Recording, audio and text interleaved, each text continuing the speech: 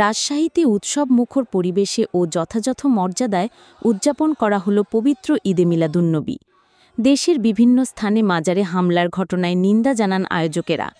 এসব ঘটনায় তদন্ত করে দায়ীদের বিরুদ্ধে ব্যবস্থা নেয়ারও দাবি জানান তারা।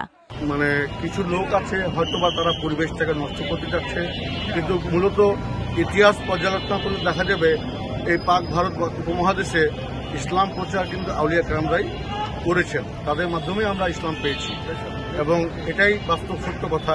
কিন্তু কিছু লোকের কারণে সেটা আজকে হয়তো অন্য একটা রূপরেখা নিচ্ছে।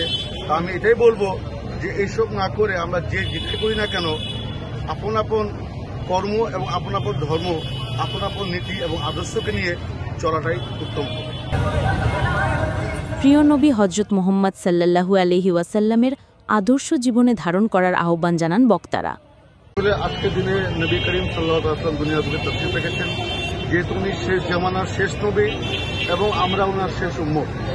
তো যেহেতু আল্লাহর নির্দেশ যে তোমরা উত্তম কোনো নিয়ামত পাইলে তার শুকরিয়া জ্ঞাপন করো, তো নবীকে পেয়েছি আমরা, এটা আমাদের কাছে বড় একটা নিয়ামত। এই জন্য হুজুরের এই আগমন উপলক্ষে আমরা খুশি জ্ঞাপন করছি এবং ওনার শুভ জন্মদিন উপলক্ষে আমরা আমাদের দরবারে মুক্তারিয়ার পক্ষ থেকে ভক্ত আশেকানদেরকে নিয়ে আমরা এই জশ্নে জুলুস ঈদে মিলাদুন্নবী সাল্লাল্লাহু আলাইহি ওয়াসাল্লাম পালন করছি। এদিন সকাল থেকেই নগরীতে শুরু হয়েছে ঈদে মিলাদুন্নবী উপলক্ষে নানা কর্মসূচি। সকাল 11:15টায় নগরীর বিভিন্ন সড়ক প্রদক্ষিণ করে সবচেয়ে বড় জশ্নে জুলুস বা ধর্মীয় মিছিল।